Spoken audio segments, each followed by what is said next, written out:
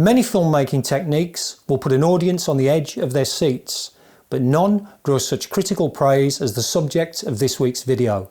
It's the long take. Be sure to watch this video all the way through when I'll share with you 3 important tips for shooting long takes on a budget.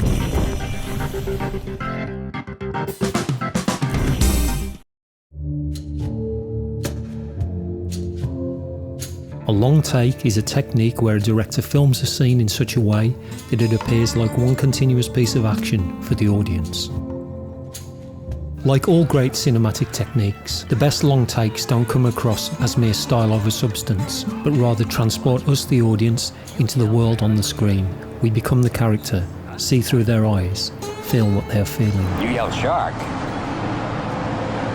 We've got a panic on our hands on the 4th of July. Recently rising to the fore again with Sam Mendes' critically acclaimed World War I drama 1917, winning Best Cinematography Oscar for legendary director of photography Roger Deakins, the film uses CGI, fades to black and screen wipes to make a series of extreme long takes appear as if the entire film is a single shot. And when watching 1917, it's hard to deny, this is an amazing cinematic experience. The long take can be divided into 2 types, those that make heavy use of CGI to achieve the effect, and those which rely on the director and crew's practical expertise, often known as the practical long take. In this video, I'll be focusing on 3 practical long takes that use minimal or no CGI trickery, where the long take advances story, character and setting. And regardless of whether you're working on a huge production or indie film, these 3 elements, in my opinion, are worth 1,000 CGI superhero battles or zombie decapitations.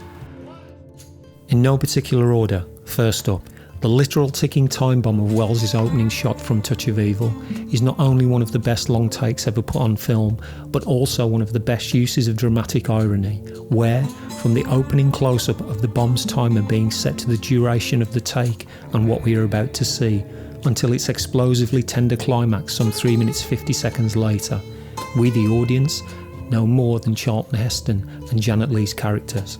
Looking back at this long take for this video, it's hard to comprehend how effortless Wells makes this extremely complex shot look. When you consider the camera equipment D.P. Russell-Metty must have used, how heavy it must have been compared to what is available today. Its completely practical nature, pulled off without the use of any CGI.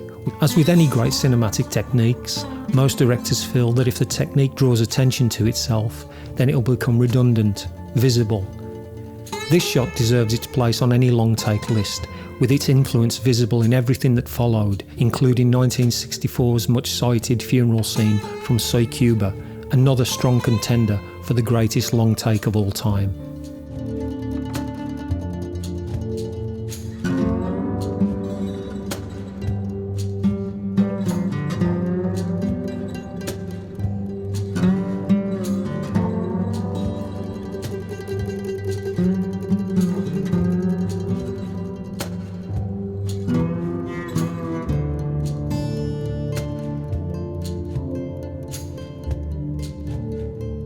Next, the Copacabana scene from Martin Scorsese's gangster epic Goodfellas 1990.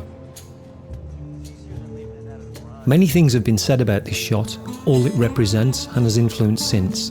It's as close to a perfect long take as you will ever see. Starting with a close-up of Ray Liotta's character Henry Hill, giving a valet $20 to park his car, setting the tone and establishes the allure of mob lifestyle and stark difference between Henry and wife-to-be Karen's current one. This theme continues throughout the duration of the take, with Michael Ballas's effortless camera movement following the couple through the twists and turns of the Copacabana's depths, seen only by a select few.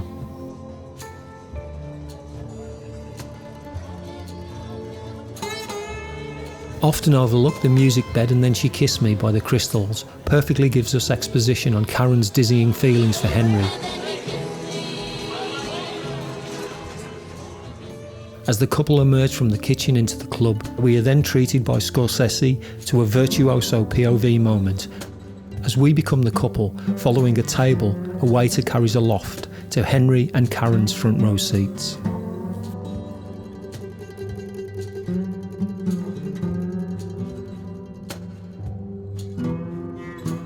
Finally, the car sequence from Alfonso Cuarón's Children of Men. In a film with no shortage of long takes, Cuarón's pre-gravity car sequence from 2006's Children of Men is often at the top of most long take lists, and rightly so. With just one hidden cut towards the end, this shot is again as near perfect a long take that there is. With perhaps only the ping pong ball because we can moment inside the car, drawing a little too much attention to itself. The action then ramps up to almost unbearable levels, with the death of Julianne Moore's character, fatally shot by two masked bikers reminiscent of Mad Max 2 villains.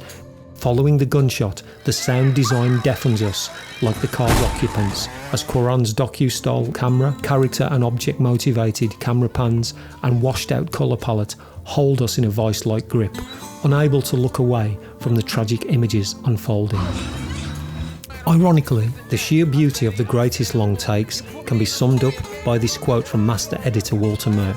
What the audience finally remembers, it's not the editing, it's not the camera work, it's not the performances, it's not even the story, it's how they felt.